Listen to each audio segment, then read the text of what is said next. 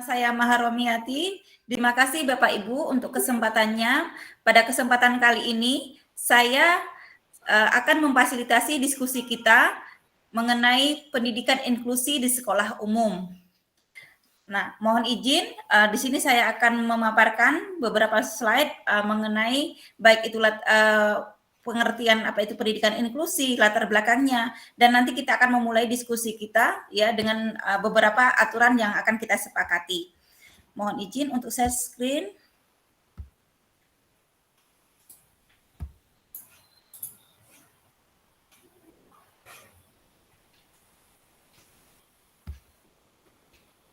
Apakah sudah terlihat Bapak Ibu? Ibu. Sudah, Ibu. Oke, terima kasih. Nah, pendidikan inklusi di sekolah umum yaitu adalah yang pertama kita harus ketahui dulu apa itu pendidikan inklusi. Saya yakin Bapak Ibu sudah membaca artikel yang sudah saya share ya. Jadi pendidikan inklusi adalah sistem layanan pendidikan yang mengatur agar siswa dapat dilayani di sekolah terdekat, di kelas reguler bersama-sama teman seusianya tanpa harus dikhususkan kelasnya. Siswa dapat belajar bersama dengan aksesibilitas yang mendukung untuk semua siswa tanpa terkecuali difabel. Apa yang menjadi latar belakangnya? Pendidikan inklusi ini adalah sebuah filosofi pendidikan dan sosial. Jadi mereka percaya bahwa inklusi ini meyakini bahwa semua orang itu adalah bagian yang berharga dalam kebersamaan masyarakat, apapun itu perbedaannya. Ya.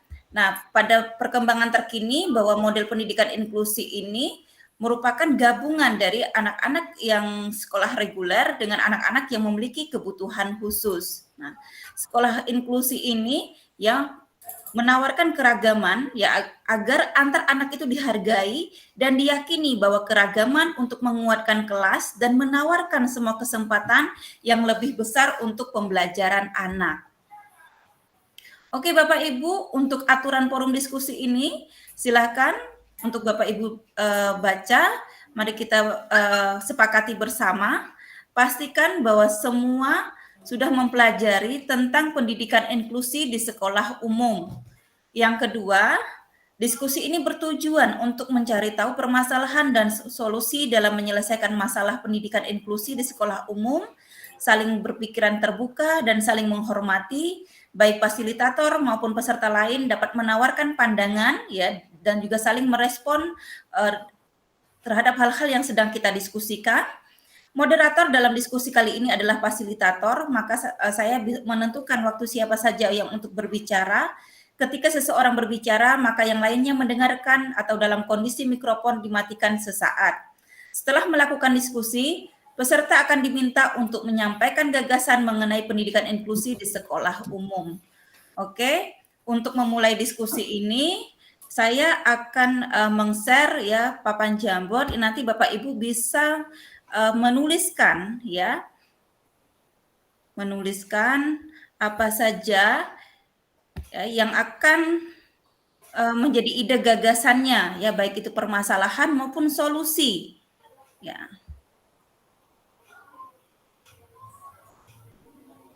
Sebentar, mohon izin. Nah, jadi tadi yang menjadi suatu kesepakatan bahwa pendidikan inklusi ini adalah pendidikan ya yang memberikan kesempatan baik itu anak reguler maupun anak yang berkebutuhan khusus ya Bapak Ibu. Oke. Linknya diklik ya, Bu. Ya, apakah sudah terlihat? Ya. Sudah, Bu. Nah, untuk yang pertama, bagaimana permasalahan pendidikan inklusi di sekolah umum? Silahkan Bapak Ibu untuk menuliskan permasalahan yang mungkin Bapak Ibu pernah amati atau Bapak Ibu pernah rasakan atau mungkin yang pernah Bapak Ibu lihat seperti itu. Silahkan untuk dituliskan.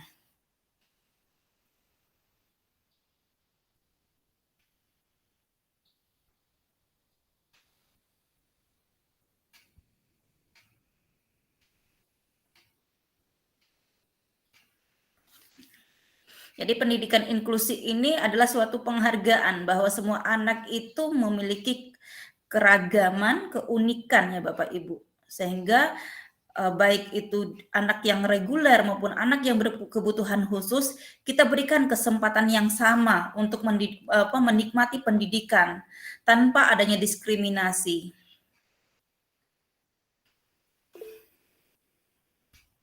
Oke, Bu Ida. Ya, Bu, boleh tanya. Ini saya tidak bisa masuk ke Jamboard, Bu. Minta akses. Minta akses. Saya sudah saya buat link secara umum, Bu. Ini Pak Zazari, Pak Wiranto sudah bisa untuk masuk. Iya, saya bisa, Bu. Saya sama Bu, mungkin karena akun kami yang berbeda ya Bu. Karena akun yang berbeda. Oke, untuk itu mungkin gini saja, yang tidak bisa ditulis di itu ya, di chat. Ya, di chat saja. Ya Bu ya. Ya, di chat enggak apa-apa. Yang penting informasi yang permasalahan apa ataupun ini yang bisa kita selesaikan secara bersama. Oke. Jamboardnya bisa di-share screen, Bu, biar kita bisa tahu jawaban teman-teman, Bu. Oh iya, siap, Pak Wir. Terima kasih, Bu. Siap, terima kasih, Pak Wir. Ini yang Jamboardnya, oke. Nah.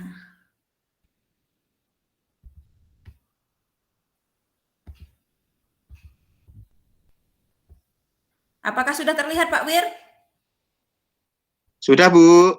Nah, oke, di sini Pak Zazari mengemukakan permasalahannya itu sarana dan fasilitas, sedangkan Pak Wiranto keterbatasan sarana prasarana untuk program program inklusi.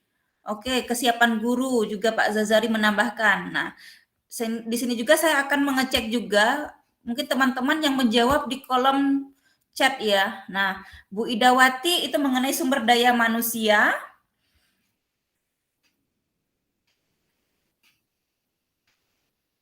Monggo, Pak Hoir, silahkan untuk menuliskan jawabannya. Oke, Pak Hoir juga sama, sumber daya manusia. Nah, karena di sini ada persamaan ya, baik dari Bu Ida dengan Pak Hoir, terus Pak Zazari dengan Pak Wiranto, ya. Saya meminta pendapat terlebih dahulu dari Pak Wiranto. Monggo Pak Wiranto.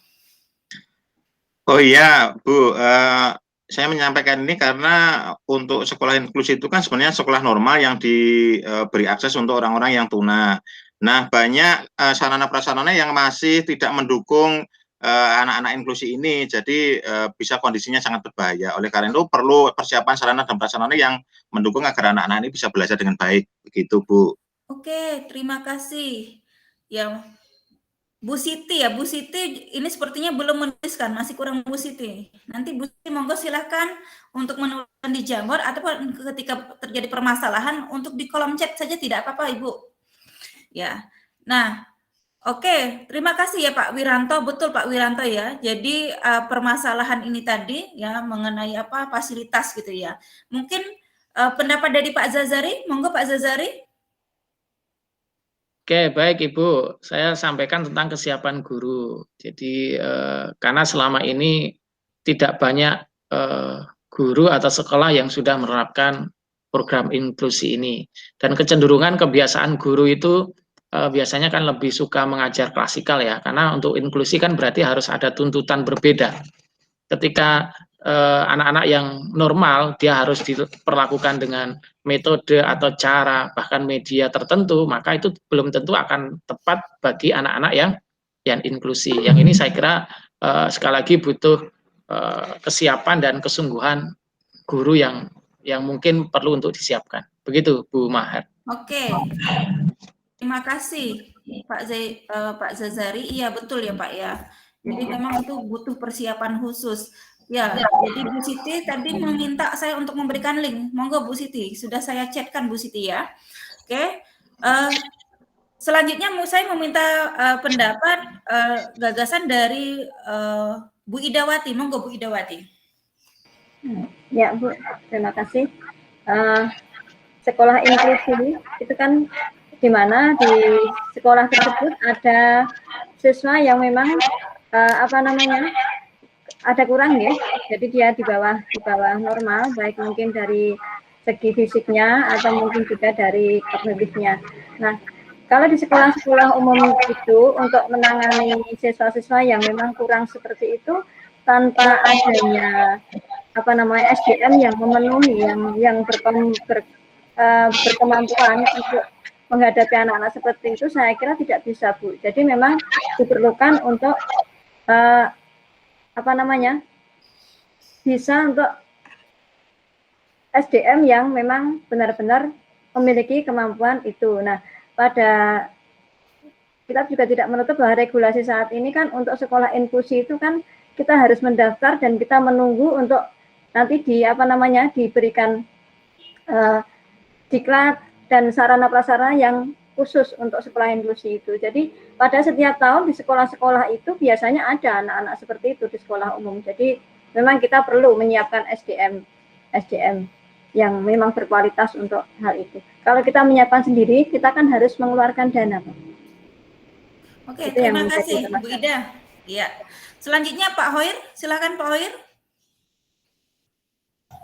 Baik, terima kasih Ibu Mahar terkait dengan pendidikan inklusif, terutama kalau saya melihat itu untuk yang di sekolah reguler seperti di tempat kami bertugas, tentu ini menjadi sesuatu yang tidak mudah karena butuh penyiapan tenaga ahli, butuh penyiapan tenaga yang benar-benar bisa menguasai akan kondisi anak-anak yang inklusif ini.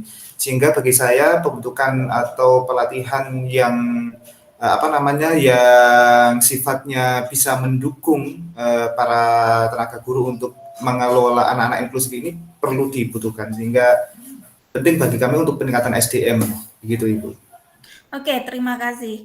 Ya, selanjutnya Bu Mudrika.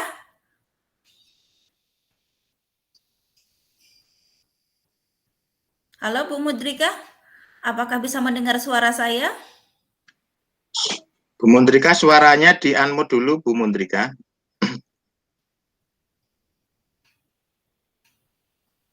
Ya, bisakah mendengar suara saya? Iya, terima kasih Bu. Bisa Terima kasih Bapak dan Ibu. Permasalahan pendidikan inklusi di sekolah umum terutama adalah satu, tersedianya guru. Di sekolah umum tidak ada guru yang inklusi. Yang kedua adalah sarana prasarana yang kurang mendukung. Karena untuk membuat sekolah inklusi itu diperlukan sekali biaya yang besar. Demikian Bu Maher. Oke, terima kasih. Nah, jadi untuk yang ini bisa kita lanjutkan ya pada permasalahan yang selanjutnya ya. Bagaimana solusi ya? Solusi yang ditawarkan gitu ya Bapak Ibu. Nah, bagaimana solusi untuk menyelesaikan permasalahan pendidikan inklusi di sekolah umum? Ini selanjutnya ya Bapak Ibu silakan untuk menuliskan di papan Jamboardnya. Bagi Bapak Ibu yang bermasalah silakan menulis di kolom chat ya Bapak Ibu.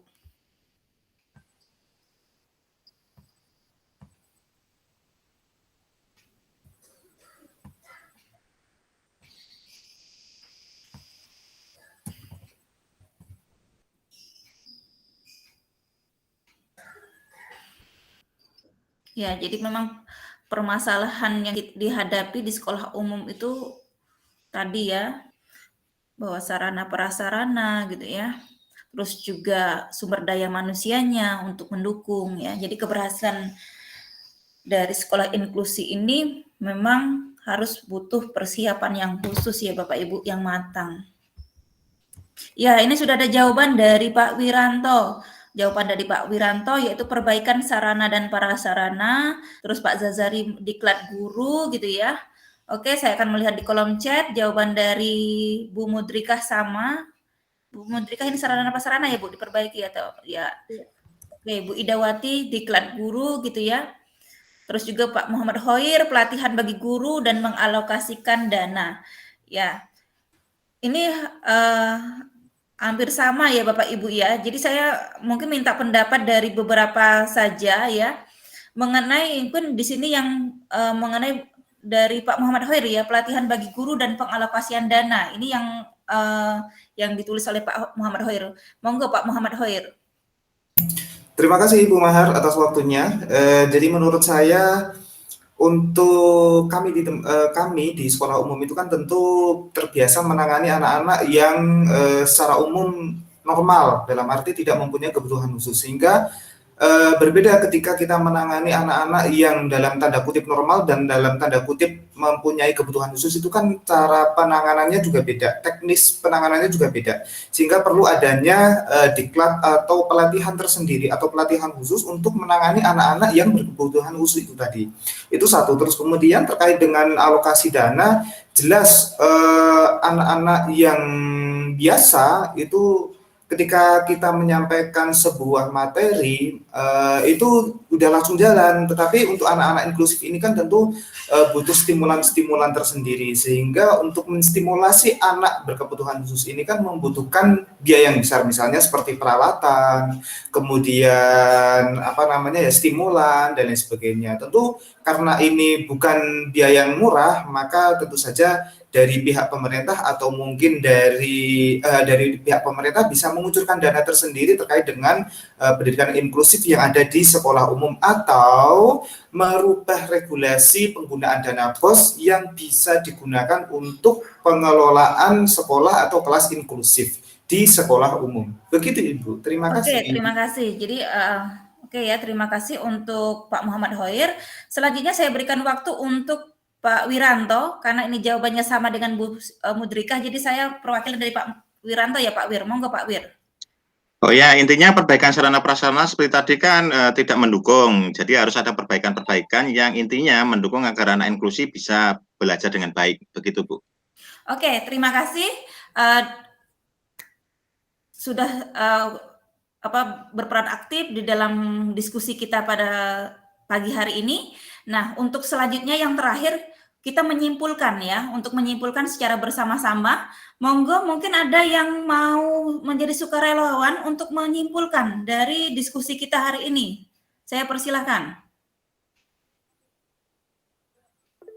Oke, Pak Muhammad Hoir. Monggo Pak Muhammad Hoir. Baik Ibu, terima kasih Ibu Mahar atas kesempatan waktunya. Jadi menurut saya apa sih yang kita pelajari pada kesempatan hari ini, yaitu kaitannya dengan pendidikan inklusif di sekolah umum terutama ya Ibu. Nah, pendidikan inklusif di sekolah umum tentu membutuhkan tenaga-tenaga ahli yang harus dibentuk atau harus dilatih secara tersendiri. Terus kemudian terkait dengan regulasi penggunaan dana, ini juga harus ada regulasi tersendiri, artinya yang biasanya pendanaan itu biasanya dikucurkan untuk sekolah-sekolah SLB, maka harus ada regulasi tersendiri yang dikhususkan untuk sekolah reguler dalam menangani dalam menangani kelas-kelas atau anak-anak inklusif ini. Karena anak-anak inklusif ini tentu saja membutuhkan biaya yang tidak murah seperti yang digunakan untuk anak-anak yang tidak berkebutuhan khusus. Begitu Ibu. Oke, terima kasih Muhammad Hoir ya, betul sekali ya. Jadi banyak sekali permasalahan gitu ya. Mungkin ada lagi yang ingin menyampaikan kesimpulannya? Ya, oke. Kalau sama-sama kita, jadi pertama tadi permasalahan itu mengenai sarana prasarana ya, kita sepakatin bahwa butuh persiapan khusus. Terus juga sumber daya manusianya harus diberikan diklat tadi ataupun keterampilan khusus untuk menangani anak-anak yang memiliki kebutuhan khusus. Oke. Jadi ini dan solusinya itu jelas, jadi perbaikan sarana prasarana, gurunya harus dipersiapkan. Tentu ini harus membutuhkan kerjasama ya Bapak Ibu. Oke, terima kasih Bapak Ibu semuanya sudah berperan aktif dalam diskusi kita pada pagi hari ini. Mohon maaf ketika ada kekurangan. Terima kasih. Wassalamualaikum warahmatullahi wabarakatuh. Waalaikumsalam warahmatullahi wabarakatuh. Terima kasih Ibu.